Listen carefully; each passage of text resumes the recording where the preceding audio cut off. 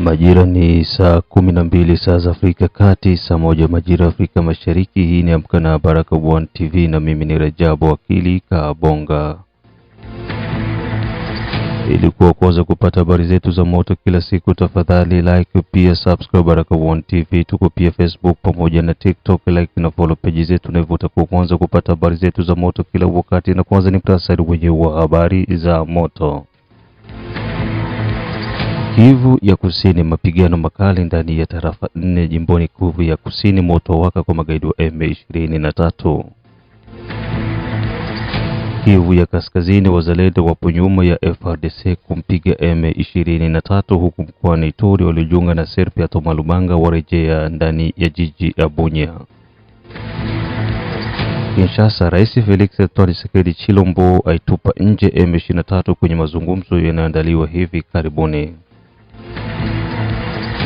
Unasikiza matangazo yetu ya Amka na Baraka1 TV kupitia Mutula FM, na vile usikose kushiriki na sisi kwenye operation Saidia Muzalendo, na hata pia kuendelea kusikiliza Mwangaza TV ambako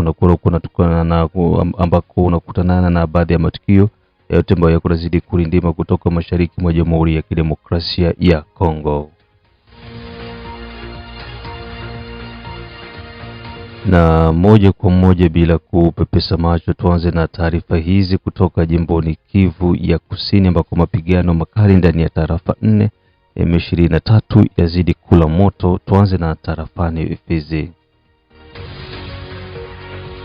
Kutoka kwa mkuu wa tarafa ya Fizi Bwana Sami Badibanga Kalonji, taarifa ambayo imetufikia tokea jana ni kwamba ndege inasadikika kuwa ni ya M23 kupitia RDF, jeshi la Rwanda, iliyotoka Rwanda kwa ajili ya kusafirisha silaha pamoja na wanajeshi ndani yake, hatimaye iliweza kuangushwa ndani ya tarafa ya Fizi jimboni Kivu ya Kusini, mashariki mwa Jamhuri ya Kidemokrasia ya Kongo. Ndege hiyo ambayo ilitumia nafasi ya kujipenyeza baada ya ndege za Umoja wa Mataifa kupitia MONUSCO nchini Jamhuri ya Kidemokrasia ya Kongo kuweza kuwasili Minembwe katika mpango wa ukaguzi wa makubaliano ya kusitisha mapigano, yani cessez-le-feu, na hivyo kujaribu kujipenyeza ili kwenda kusaidia Twirwaneho, M23 na Red Tabara. Taarifa zinasema kwamba ndani ya ndege hiyo maafisa 5 wa ngazi za juu wa jeshi la RDF kutoka nchini Rwanda waliweza kupata madhila makubwa ndani ya ndege hiyo, na kuna hata mmoja aliotoka wazima. Katika maafisa hao kuna 2 wa renki ya juu kabisa. Kuna pia 3 wa M23 wa Red Tabara ambao nao walikuwa ndani ya ndege hiyo, ambayo walipata madhila makubwa, na kuna aliyetoka kiwa yuko mzima, huku silaha zote zilizokuwa zikisafirishwa ziliweza kuchomeka moto na bila kunufaika hata na kitu chochote kutoka katika ndege hiyo.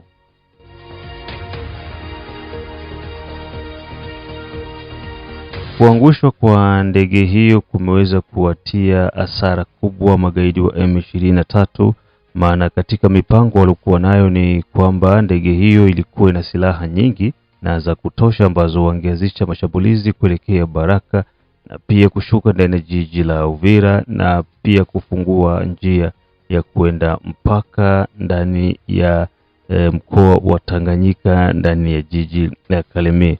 Kuanguka kwa ndege hiyo kumewavurugia mipango mingi M23, lakini vile vile kunaendelea kuimarisha vikosi vya serikali ya Jamhuri ya Kidemokrasia ya Kongo FARDC, ambao kwa sambamba wako na wazalendo.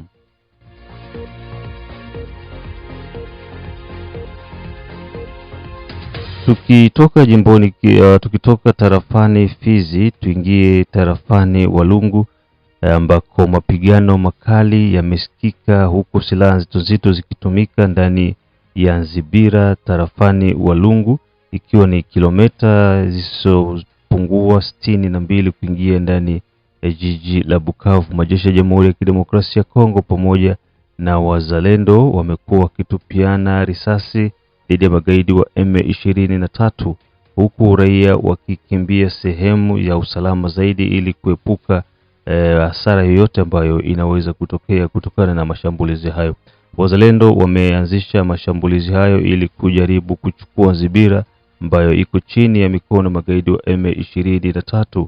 Wananchi wanaendelea kuteseka ndani ya Nzibira huku wakihitaji msaada zaidi kutoka kwa serikali, pia kwa majeshi ya Jamhuri ya Kidemokrasia ya Kongo. Licha ya mashambulizi makali ya takriban siku nzima, lakini bado wazalendo walishindwa kabisa kufanikiwa kuingia ndani ya kitongoji hicho cha Nzibira.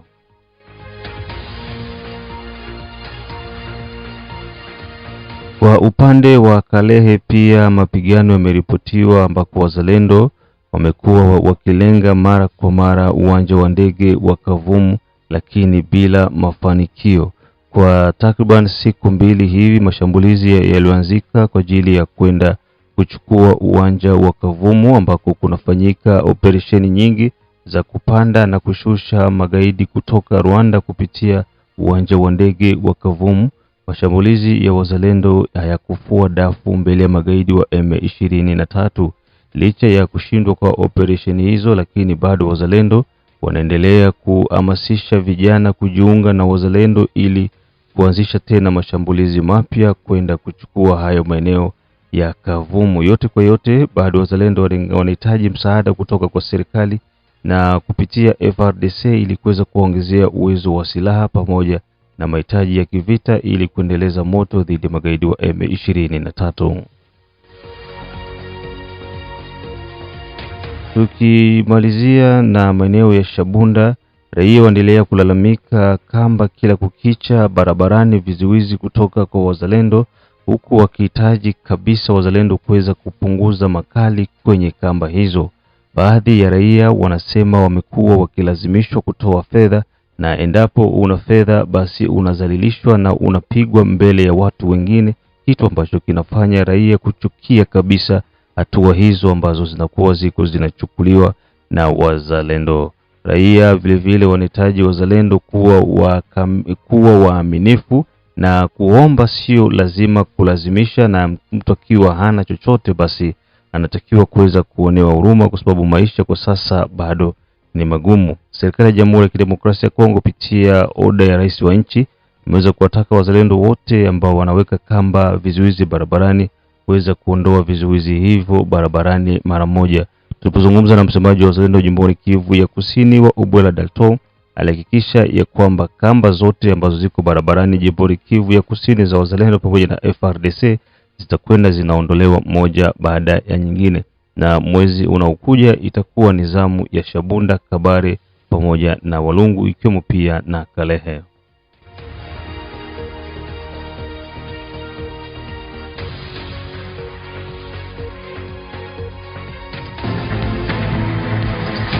Baada ya taarifa hizo kutoka jimboni Kivu ya Kusini, hapa ambako tulizungumzia Kabare, sio Kabare ni Kalehe, ndiko ambako wazalendo wako wanajaribu kuchukua uwanja wa ndege wa Kavumu, kwa sababu Kavumu inapatikana ndani ya tarafa ya Kalehe huko jimboni Kivu ya Kusini. Tuingie moja kwa moja mkoani Ituri, mkoani Kivu ya Kaskazini, ambako wazalendo wapo nyuma majeshi ya Jamhuri ya Kidemokrasia ya Kongo. Huko pia Ituri waliojiunga na Serpia Toma Lubanga warudi Bunia na kujisalimisha mbele ya serikali ya mkoa wa Ituri.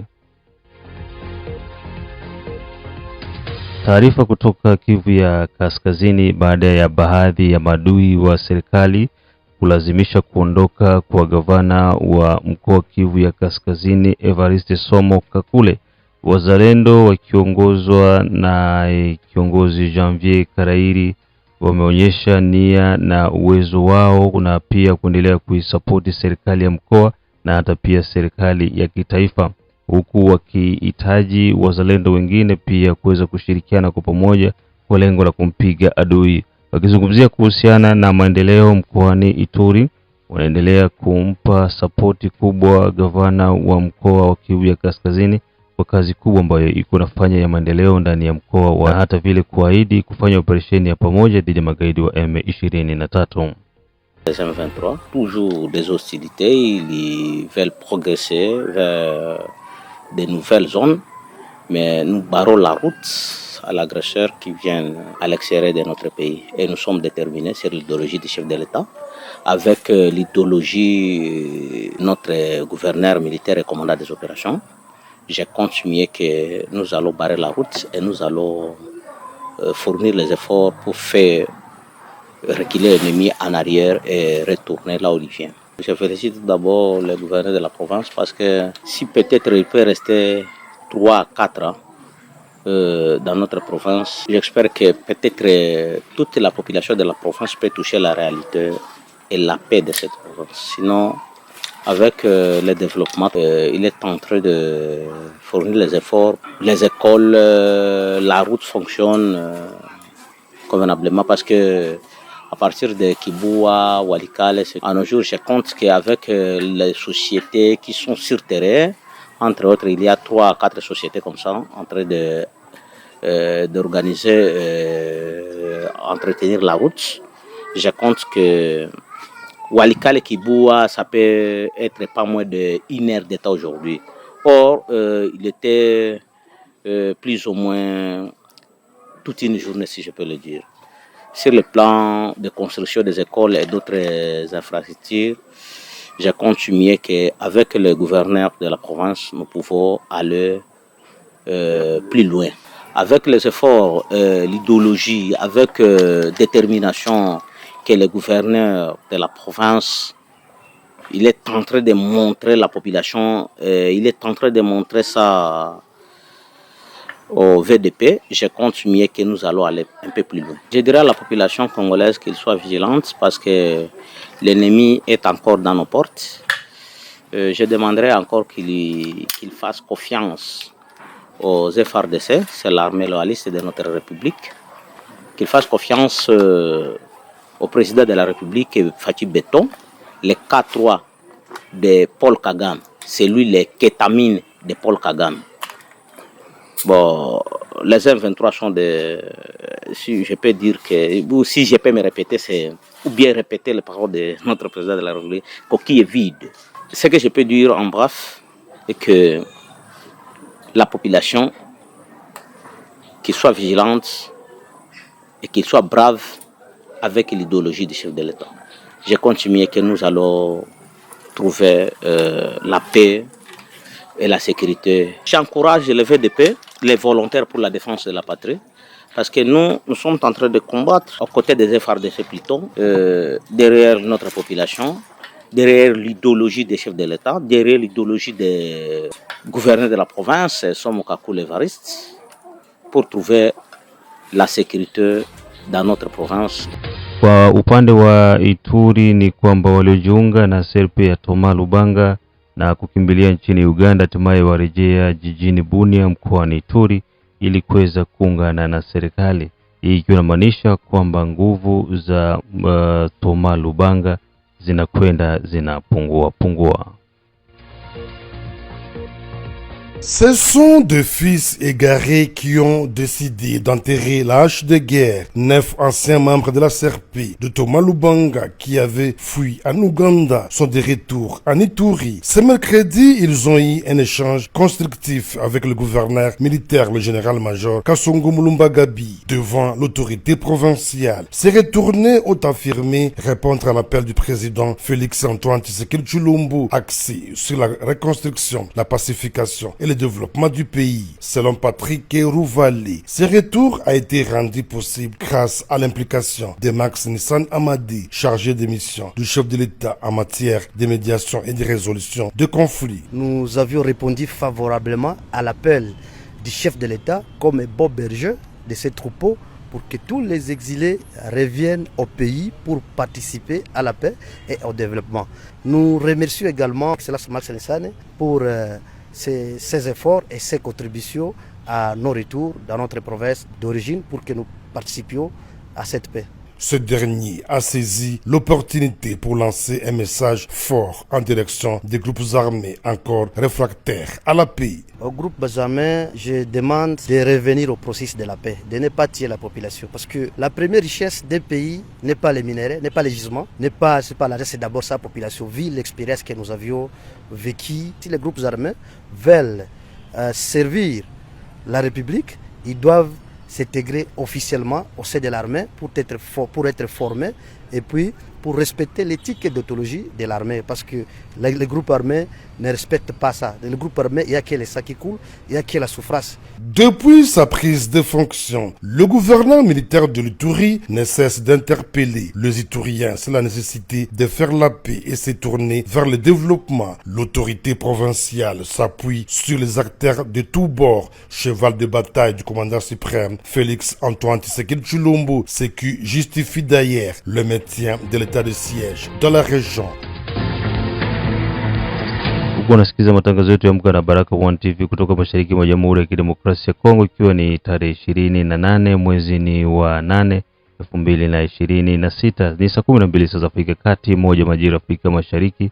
Matangazo haya unasikiza kutoka Australia, kutoka Canada, USA, Europe Central pamoja na East Africa na wale wote ambao wako maeneo ya Afrika ya Kusini.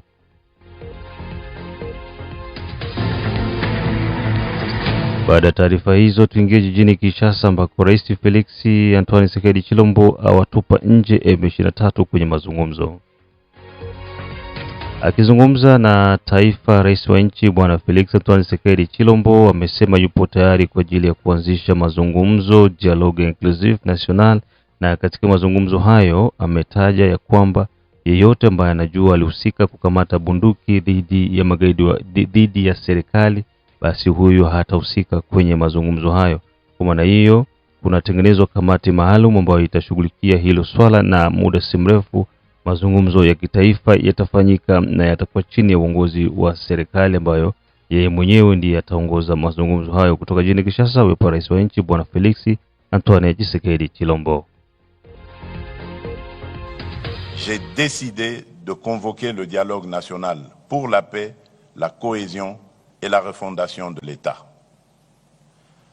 Ce dialogue est une initiative souveraine conçue par les Congolais et pour les Congolais, conduite sur le territoire national et orientée exclusivement vers les intérêts supérieurs de la nation. Il réunira les filles et les fils de notre pays autour d'un impératif qui dépasse nos personnes, nos partis et nos ambitions, à savoir défendre la République, consolider la paix, préserver l'unité nationale et protéger nos intérêts stratégiques. Il ne constituera ni une négociation avec l'agresseur ou ses supplétifs, ni un moyen détourné de remettre en cause le choix souverain du peuple exprimé par les urnes en 2023. Il ne saurait davantage conduire à la suspension des institutions de la République, lesquelles continueront d'exercer pleinement leurs prérogatives jusqu'au terme constitutionnel de leur mandat. L'ambition de ce dialogue est claire: permettre au peuple congolais de ne plus seulement répondre aux manifestations successives de nos crises, mais d'en traiter enfin les ressorts profonds. Pour y parvenir, nous devons cesser d'envisager l'avenir de la République à travers le seul prisme de nos appartenances politiques, de nos rivalités idéologiques et de nos sensibilités communautaires.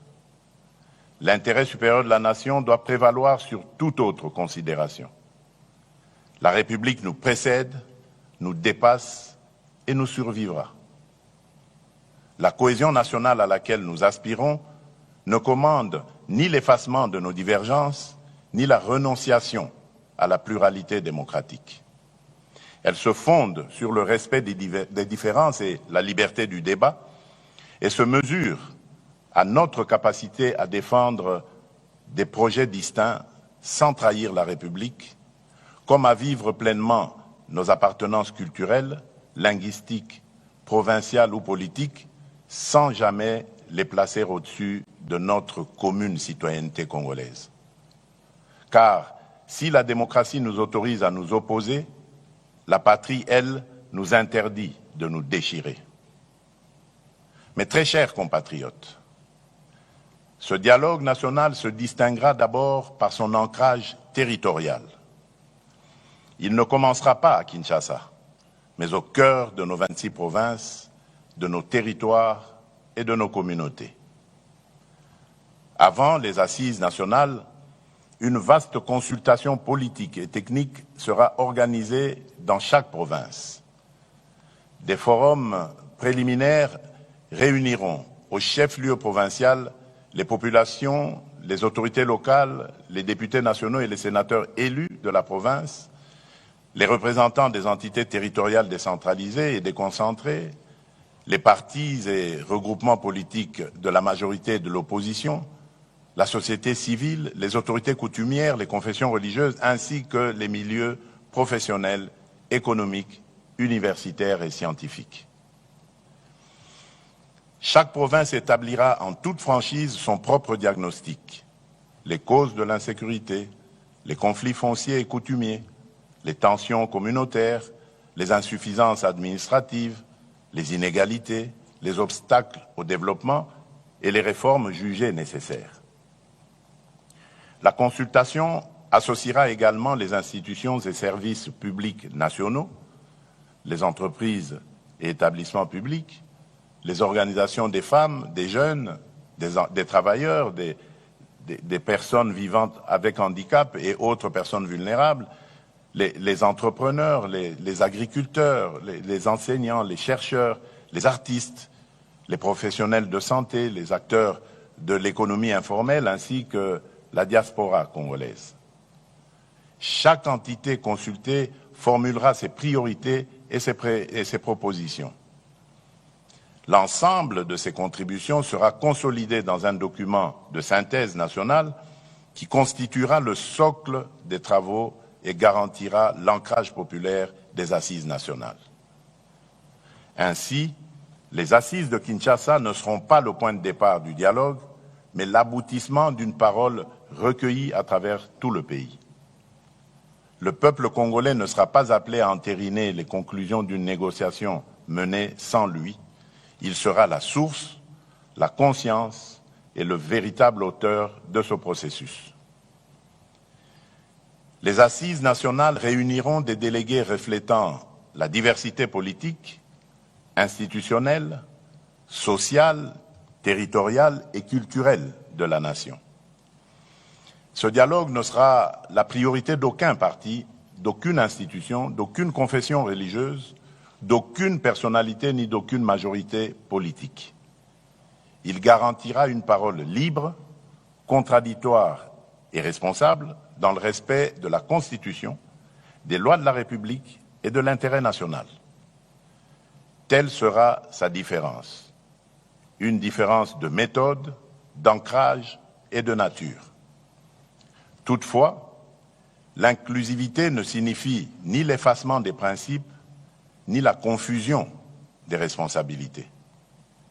Nul ne sera exclu en raison de ses opinions, de ses critiques, de son appartenance politique, de son origine provinciale, de sa langue, de son ethnie ou de sa religion. Mais nul ne peut prétendre s'asseoir à la table de la nation tout en prenant les armes contre elle. Aucune arme ne conférera à son porteur un droit supérieur à celui que le suffrage reconnaît aux citoyens. Aucune conquête militaire ne pourra être convertie en légitimité politique. Aucun mouvement armé ne pourra invoquer l'inclusivité pour imposer par la force ce qu'il n'a pas obtenu par les voies démocratiques. Ne pourront donc pas participer à ce dialogue en qualité de composante politique ceux qui, à l'ouverture du processus, combattent par les armes l'ordre constitutionnel, occupent par la force une partie du territoire national, administrent illégalement des entités de la République ou agissent au service d'une puissance étrangère, en l'occurrence le Rwanda. Cette règle ne constitue pas une exclusion fondée sur les personnes, les opinions ou les appartenances. Elle exprime la réprobation de la nation à l'égard de ceux qui mènent la guerre contre la République, ses institutions et ses citoyens, tout en revendiquant les droits attachés à la vie démocratique. Le processus de Doha demeure le cadre approprié pour traiter avec l'AFC M23 des questions relatives à la cessation des hostilités, au désengagement, au cantonnement, au désarmement et aux autres modalités directement liées au conflit. Le dialogue national ne se substituera pas à ce processus. Il ne deviendra pas davantage une voie parallèle permettant d'obtenir par les armes ce que la démocratie et l'ordre constitutionnel n'ont pas accordé.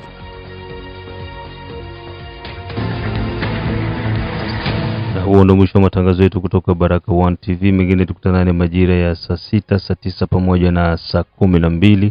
Na mimi ni ndugu yako Baba la Baba, the one and only town DJP. Matangazo haya pia unasikiza vizuri kupitia Mutule FM huko Shabunda, na pia usikose kuendelea kushare, kusubscribe pamoja na kulike Baraka1 TV.